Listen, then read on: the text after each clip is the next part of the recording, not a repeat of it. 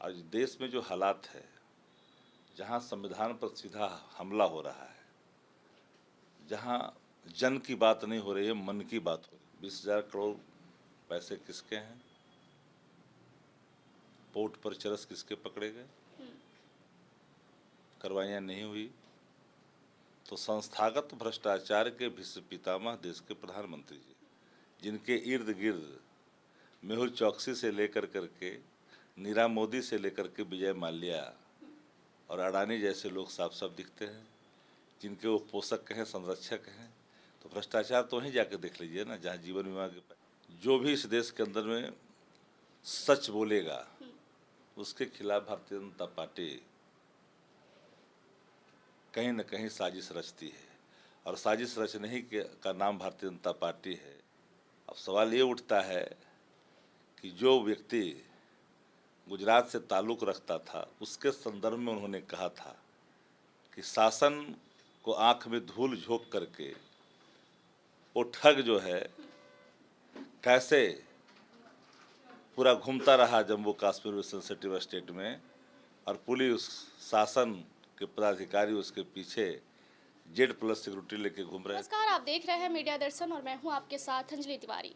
आज पहली बार kidney transplant के बाद लालू प्रसाद यादव पटना लौट रहे हैं और हमारे साथ मौजूद है राजद के मुख्य प्रवक्ता शक्ति कुमार यादव। कैसे हैं सर आप? बिल्कुल ठीक हूँ मैं। पहली बार किडनी ट्रांसप्लांट के बाद लालू प्रसाद यादव पटना लौट रहे हैं, क्या कहेंगे आप? आदरणीय लालू प्रसाद जी सामाजिक क्रांति के सबसे बड़े रहबर,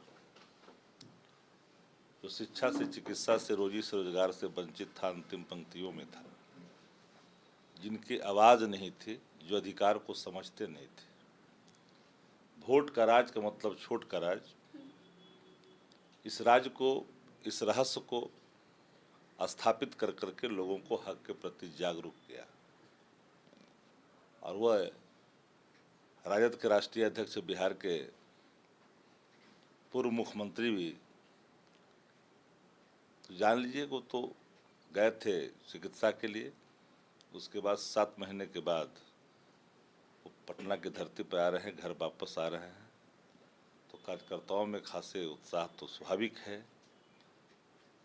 क्योंकि आदरणीय लालू प्रसाद जी वर्तमान राजनीति की एक धुरी हैं, और आदरणीय लालू प्रसाद जी लोकतंत्र और संविधान दोनों के सबसे बड़े संरक्षक हैं।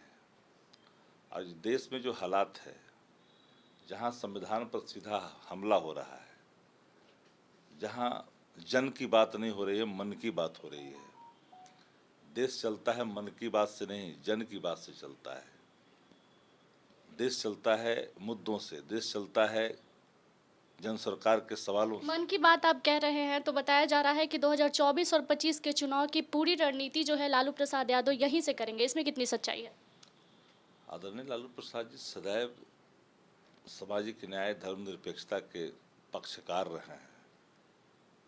तो स्वाभाविक तौर पर जो समान विचारधारा वाले दल हैं, सब लोग आदरणीय लालू प्रसाद जी को सच्चे समर्थक मानते हैं, धर्मनिरपेक्षता के सच्चे प्रहरी मानते हैं। जिस ध्वज को उठाना आज के समय में कितना कठिन काम है, जब भी कोई अधिनायकवादी सत्ता को आईना दिखाता है तो उसके खिलाफ देश में क्या क्या हो रहा है।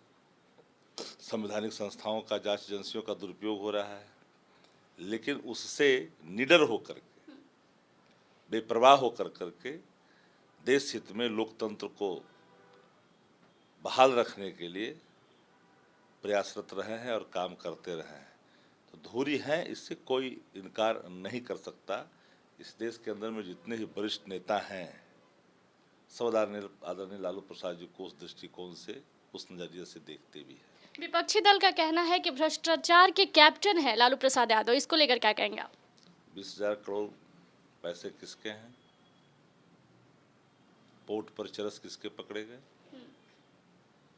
कार्रवाइयां नहीं हुई तो संस्थागत भ्रष्टाचार के भीष्म पितामह देश के प्रधानमंत्री जी, जिनके इर्द गिर्द मेहुल चौकसी से लेकर करके नीरव मोदी से लेकर के विजय माल्या और अडानी जैसे लोग साफ साफ दिखते हैं, जिनके वो पोषक हैं, संरक्षक हैं। तो भ्रष्टाचार तो वहीं जाके देख लीजिए ना, जहाँ जीवन बीमा के पैसे उठाए जा रहे तेजस्वी हैं। यादव के ऊपर गुजरात में मानहानि का एफआईआर किया गया है, इसको लेकर क्या कहेंगे? जो भी इस देश के अंदर में सच बोलेगा उसके खिलाफ भारतीय जनता पार्टी कहीं न कहीं साजिश रचती है, और साजिश रचने ही का नाम भारतीय जनता पार्टी है। अब सवाल ये उठता है कि जो व्यक्ति गुजरात से ताल्लुक़ रखता था, उसके संदर्भ में उन्होंने कहा था कि शासन को आंख में धूल झोंक करके वो ठग जो है कैसे पूरा घूमता रहा जम्मू कश्मीर में, सेंसिटिव स्टेट में, और पुलिस शासन के पदाधिकारी उसके पीछे Z+ सिक्योरिटी लेके घूम रहे थे। ये किसकी नाकामी है? तो ये जो ठग जो गुजरात से नाता रखता है, तो इस ठग का पुरातन नाता पहले भी रहा है, मुख्यमंत्री कार्यालय से जुड़ा हुआ रहा है। तो शक तो कहीं न कहीं जाती है। तो किसी भी ठग के संदर्भ में अगर हम बयान देते हैं कि वो ठगी कर रहा है, और आपको अगर लगता है कि वो अपमान सब लोगों का है, तो मुझे लगता है कि यह जो है बदले की भावना का, इनका जो मानसिकता है वो साफ साफ दिखता है। हम हर मामलों को देखते हैं और देखेंगे भी। हम तो लगातार लड़ते ही रहे हैं ऐसे ताकतों से। अब 24 के बाद देखिएगा ना, सब समाप्त हो जाएगा, भाजपा रहेगी ही नहीं। भारतीय जनता पार्टी 24 में तड़ी पार होनी तय है। भाजपा कितने पार्टियों के साथ आई सत्ता में, जानकारी प्राप्त कर लीजिए। 2024 और 25 के चुनाव के लिए विपक्षी दलों को हराने के लिए किस तरीके से तैयारी कर रही है पार्टी? पूरी पार्टी ही नहीं, पूरी गठबंधन एक मंच पे है। और जब समझ लीजिए कि जब सब लोग साथ हो जाएंगे तो वोटवा लावे कहाँ से? आसमान से लावेंगे। भाजपा कितना पार्टी जोड़ करके आई थी, कौन कौन उनके साथ है? सब तो छोड़ दिया उनके अधिनायकवाद नीतियों के कारण। वो मन की बात करते हैं, काम की बातें नहीं करते, जन की बातें नहीं करते। तो मन की बात करने वाला देश को नहीं चाहिए, काम की बात करने वाला देश को चाहिए। लालू प्रसाद यादव के स्वागत के लिए क्या क्या तैयारियां किया गया है? आ रहे हैं, सबका आशीर्वाद उनके साथ है। लख लख बधाइयाँ कम है क्या? सब लोग जो बधाइयाँ दे रहे हैं उनके प्रति आभार व्यक्त कर रहे हैं। उनकी दीर्घायु होने की लगातार लोग कामना करते रहे। उन परिस्थितियों में थोड़ी बहुत थोड़ी है। जब आएंगे तो सब लोग अखलाक के साथ जब उनसे मिलेंगे, उनकी सलामती के लिए सब लोग प्रार्थना करते रहे हैं, और जब सब मिलेंगे तो और ऊर्जा का संचार होगा ना। तो स्वागत वही है।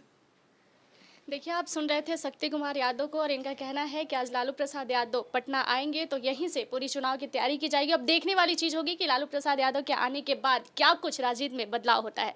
धन्यवाद। ऐसे तमाम बड़ी खबरों के लिए जुड़े रहिए हमारे साथ।